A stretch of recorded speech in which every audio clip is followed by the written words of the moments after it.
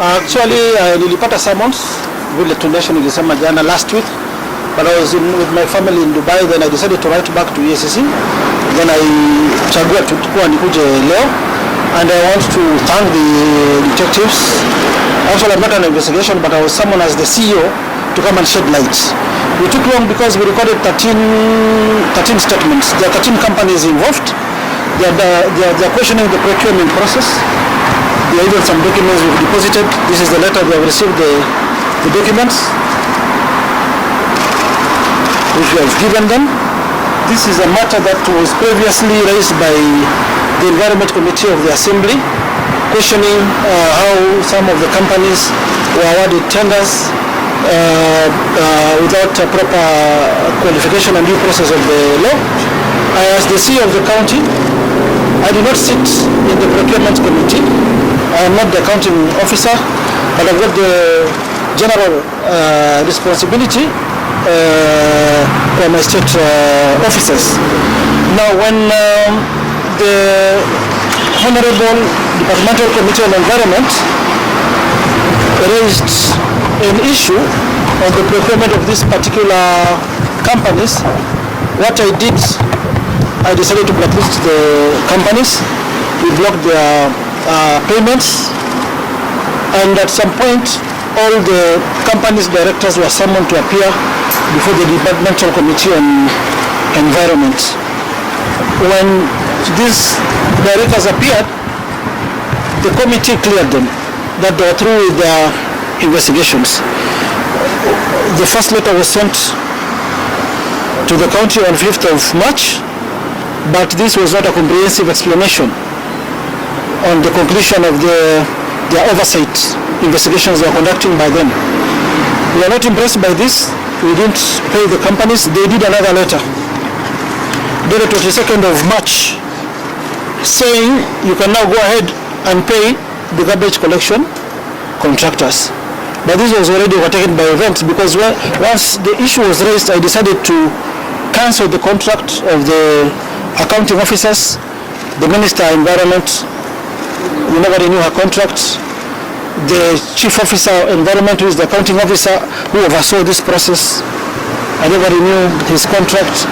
The County Secretary by then, I also never renewed his contract. So I had stamped authority from before. So mine was just to shed light on these companies, the 13 companies, which I even mentioned here.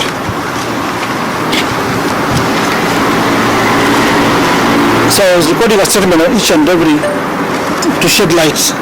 And as I've stated earlier, that I do not have control over the procurement processes in the county. That is being done by procurement officers and accounting officers. So that was my statement for today. The entire issue was raised by the Departmental Committee on Environment, as they are mandated by the Constitution to do oversight to the executive. So they were discharging the oversight work. In the process of discharging the work, they found some just simple irregularities. For instance, a company is supposed to have experience of 1 year before getting a contract or a certain contract, but there was public participation was there. Everybody, all the competitors or bidders were invited. They came. I'm not conversant to that process because mine is just the CEO. It's just like maybe, for example, I'm not kujiweka sawa na rais, but during the investigation of Henry Rotich, the blunders which were there, the president was never summoned to record a statement. It does not involve the president. Us is to give maybe kazi kwa these ministers and accounting officers. We delegate duties for them to do what they're supposed to do. So that is what I've clearly explained. So maybe there'll be someone, or others have already been summoned to come and shed more light. Why did this happen? But the problem is the process of some of the companies. The process was not okay. What is the status of these companies involved in this issue? Are they still operating in the county? I had myself as the governor, I had stamped authority. Authority number one, I never renewed the contract of the minister involved. Number two, the chief officer, equivalent to a PS, I never renew his contract. Number 3, the county secretary, I never renew his contract because they are mandated by the law to do ile kazi ambayo ni delegate kufanya. Some of these things are being done behind our back, but I had blocked the payment, and I've exhibited 2 letters from the chairman of the committee. Letter number 1 telling me that there is no investigation, proceed and pay. But this was just a 2-sentence letter I refused. And by then there was no investigation from the EACC or DCI. And I do not have prosecutorial powers of arresting the people who flouted the law.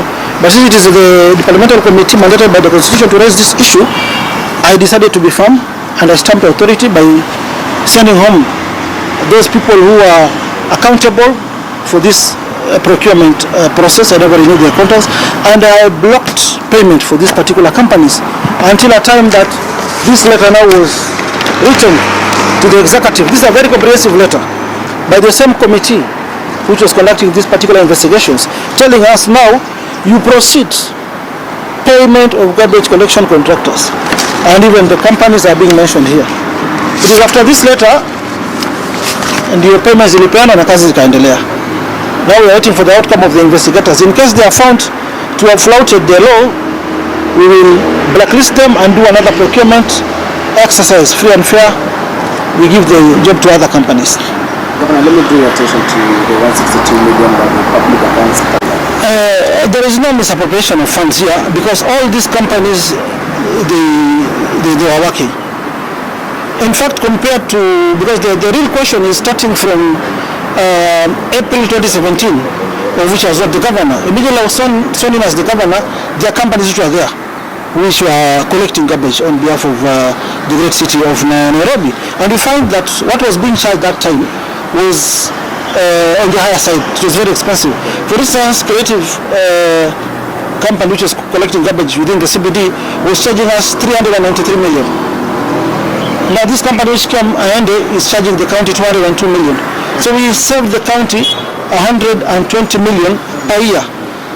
And you see if you look at the section 178 of the Public Procurement Disposal Act, you'll find it explains that everything was being done in goodwill. The only problem is that I don't sit in the procurement committee. I'm not an angel. These small errors to know them. So it was just a simple investigation. I was supposed to shed some more light on this, and I took time more than 2 hours because the companies were many, over 13. I had to write a statement of each and every company. How do I know? But because I don't sit in the procurement process, I've said. Thank you. Another question. The total funds, how much money is involved? But it's normal. The budget has been set. For instance, CBD 1 year is 200 million. Divide that by 12 months. It is 10 million. It's just people make things to be serious for nothing. This money is not paid in at once. So chukua the number of months that tumeanza times, if a month is 10 million, times 10 million. That is the amount which has already been paid. Yes, thank you very much.